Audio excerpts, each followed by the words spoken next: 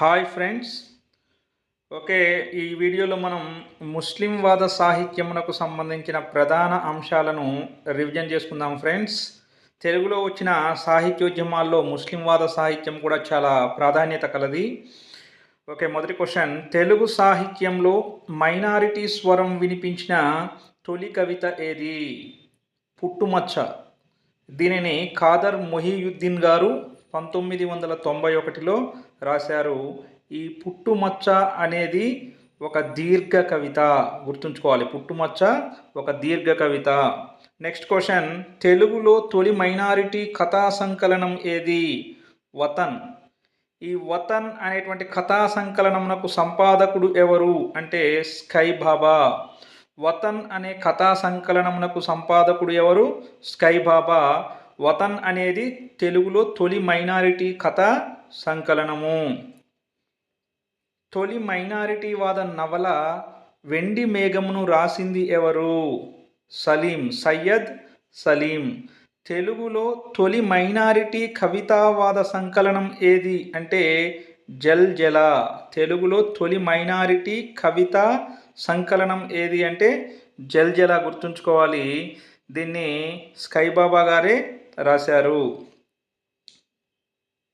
జల్జల కవితా సంపుటిని వెలువరించింది ఎవరు? స్కైబాబా. జల్జల కవితా సంపుటిని వెలువరించింది ఎవరు? స్కైబాబా.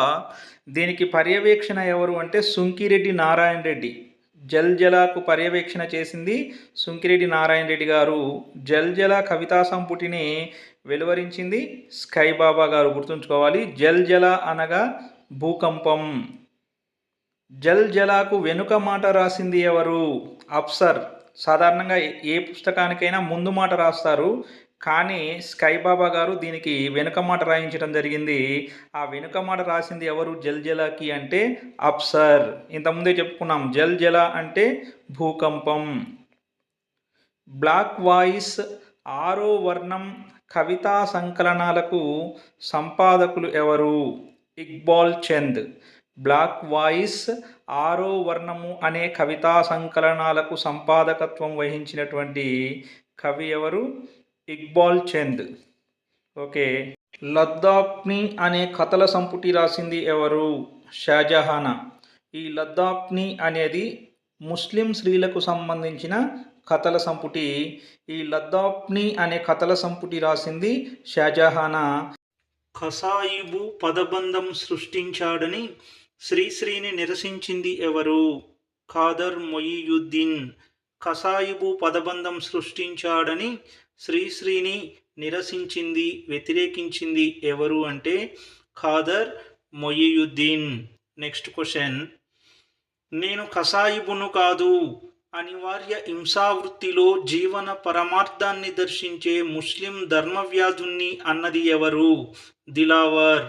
నేను కసాయిబును కాదు అనివార్య హింసావృత్తిలో జీవన పరమార్థాన్ని దర్శించే ముస్లిం ధర్మవ్యాధుణ్ణి అన్నది దిలావర్.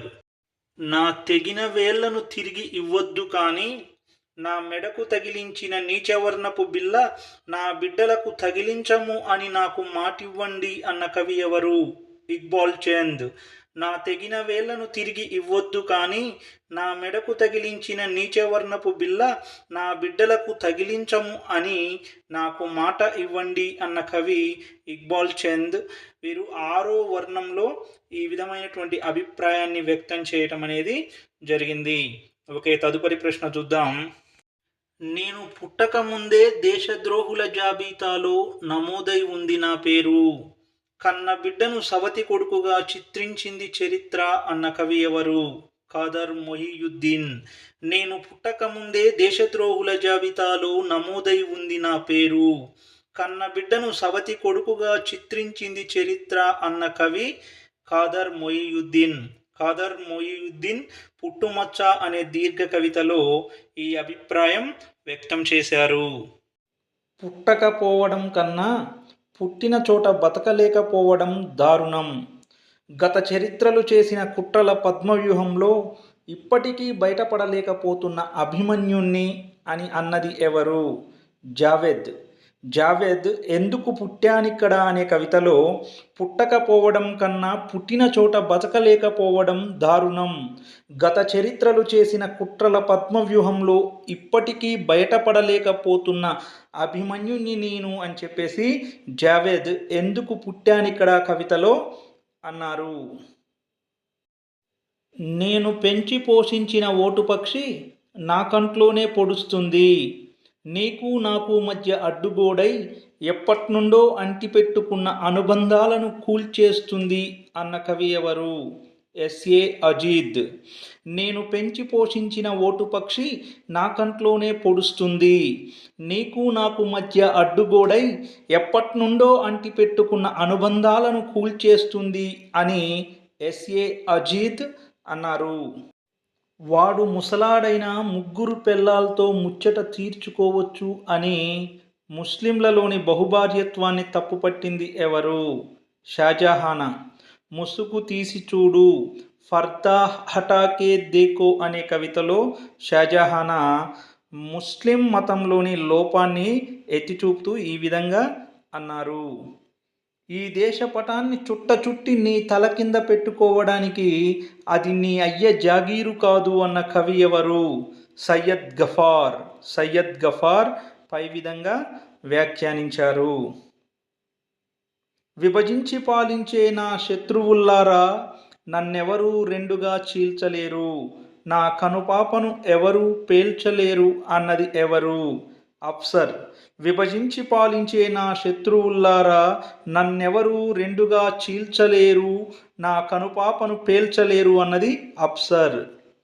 ఇన్ని పరిమళాల్ని తుంపేసి నలిపేసి నరికేసి ఒక్క కమలమే విస్తరించాలంటే తోట సౌందర్యమంతా ఏమైపోతుంది అన్నది ఎవరు?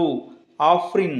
చమన్ కవితలో ఇన్ని పరిమళాల్ని తుంపేసి నలిపేసి నరికేసి ఒక్క కమలమే విస్తరించాలంటే తోట సౌందర్యమంతా ఏమైపోతుంది అని చెప్పేసి చమన్ కవితలో ఆఫ్రిన్ అభిప్రాయపడడం జరిగింది.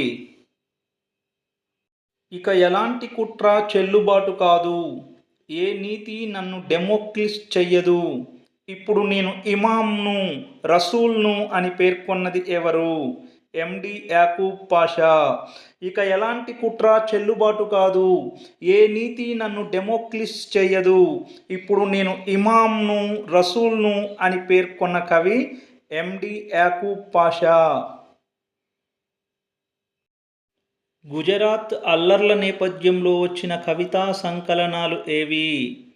అనీఫ్ రాసిన ముకౌటా, అలీ రాసిన జకం అనేటువంటి కవితా సంకలనాలు గుజరాత్ అల్లర్ల నేపథ్యంలో ముస్లింలకు సంఘీభావంగా వెలువడినవి. ఫత్వా కవితా సంకలనమునకు సంపాదకులు ఎవరు? ఖాజా. తూ కవితా సంకలనమునకు సంపాదకులు ఎవరు? కరీముల్లా. వలస కవితా సంకలనమునకు సంపాదకులు ఎవరు? అప్సర్. ఫత్వా కవితా సంకలనమునకు సంపాదకులు ఖాజా, తూ కవితా సంకలనమునకు సంపాదకులు కరీముల్లా, వలస అనే కవితా సంకలనమునకు సంపాదకులు అఫ్సర్. బాగా గుర్తుంచుకోవాలి. షాజహానా పనిచేసిన స్వచ్ఛంద సేవా సంస్థలు ఏవి? అష్మిత, షాహీన్, అన్వేషి అనేటువంటి స్వచ్ఛంద సేవా సంస్థలలో షాజహానా గారు సేవలందించారు. ఓకే.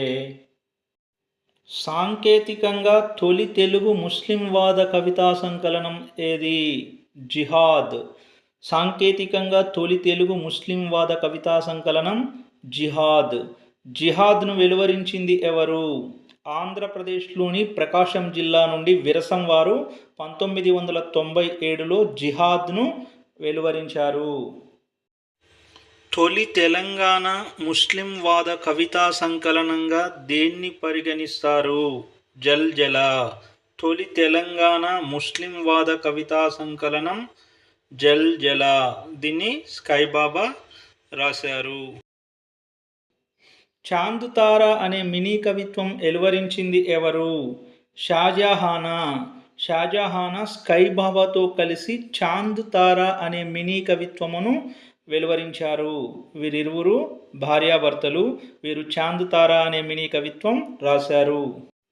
ఆత్మగౌరవం అందరి ముందు పరిచిన దస్తర్ఖాన్, అది అయినింటి వాళ్ళు మాత్రమే అనుభవించే హక్కు కాదు అన్నది ఎవరు? యాకూబ్. యాకూబ్ అవ్వల్ కల్మా కవితలో ఆత్మగౌరవం అందరి ముందు పరిచిన దస్తర్ఖాన్ అని చెప్పి పేర్కొన్నారు. నెక్స్ట్, షాజహానా ధర్తీ కవితా సంకలనంలోని కవితలు ఏవి? Chamki, black holes, Siddharthi, abnormal pain, Ayesha కోసం, జఖ్మీ, ఈద్ ముబారక్, పాటగాడు, అన్వేషణ, మృత్యుకో ప్రేమలేఖ, దేశాంతర దుఃఖం, మాదిగ బుచ్చమ్మ, కట్టా మిట్టా దోస్తానా, నువ్విప్పుడు నా భూమివి అనే కవితలు దర్దీలో కలవు. నీ తల్లి ఉగ్గుపాలతో కషాయమే పోసిందో, మాస్టారు చరిత్రనే వక్రీకరించాడో, పరాయి వాడంటూ పగ పెంచుకున్నారు. జవహార్ రోజ్గార్ నా వెన్ను తట్టదు అని అన్న కవి ఎవరు? గౌస్ మొయియుద్దీన్.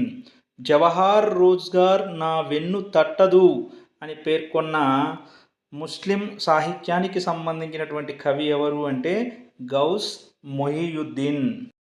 47తో కాదు, నాతో నన్నే బాగించమంటాను, నా తల్లి ఉమ్మనీరును ఉమ్మి చెయ్యొద్దంటాను అన్న కవి ఎవరు? అప్సర్. 47తో కాదు, నాతో నన్నే బాగించమంటాను అన్న కవి ఎవరు? అప్సర్. తొలి ముస్లిం వాద కవయిత్రి ఎవరు? షాజహానా. తొలి ముస్లిం వాద కవయిత్రి షాజహానా.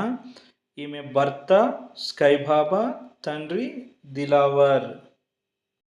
పువ్వులమ్మి అమ్మి పుప్పొడిని కోల్పోయిన వాళ్ళం, గిన్నెలకు మాట్లేసి మాట్లేసి చొట్టబోయిన వాళ్ళం, పాన్ బీడాలపై ఎవరెవరి దవడల కిందో నలుగుతున్న వాళ్ళం అన్న కవి ఎవరు? సయ్యద్ గఫార్. అనాథ అనే కవిత రాసింది ఎవరు? బాజీ. అలాగే అన్నారు అనే కవిత రాసింది ఎవరు? రజియా బేగం. అనాథ కవిత రాసింది బాజీ. పర్సనల్ లా అనే కవిత రాసింది ఎవరు? శంషాద్ బేగం. ఆకురాలు కాలం అనే కవిత రాసింది ఎవరు? మహెజబీన్. ఆకురాలు కాలం కవిత రాసింది మహెజబీన్. కాలుతున్న పూలతోట అనే నవలను రాసింది ఎవరు? సయ్యద్ సలీం. కాలుతున్న పూలతోట అనే నవలను రాసింది సయ్యద్ సలీం. దీనికి 2010లో కేంద్ర సాహిత్య అకాడమీ అవార్డు లభించింది. కాలుతున్న పూలతోట అనే నవలకు 2010లో కేంద్ర సాహిత్య అకాడమీ అవార్డు లభించింది. దీన్ని రచించింది సయ్యద్ సలీం. ఓకే ఫ్రెండ్స్, మేము చేస్తున్నటువంటి వీడియోలు కనుక మీకు నచ్చినట్లయితే లైక్ చేసి షేర్ చేయండి. మా యొక్క ఛానల్ని ఫస్ట్ టైం వీక్షిస్తున్నట్లయితే తప్పకుండా మా ఛానల్ని సబ్స్క్రైబ్ చేసుకొని గంట సింబల్ నొక్కండి ఫ్రెండ్స్. కంపల్సరీ మీకు కనుక మా వీడియోలు నచ్చినట్లయితే లైక్ చేయండి ఫ్రెండ్స్. తద్వారా మా వీడియోలు మీకు మళ్ళీ రావడానికి అవకాశం ఉంటుంది. ధన్యవాదములు.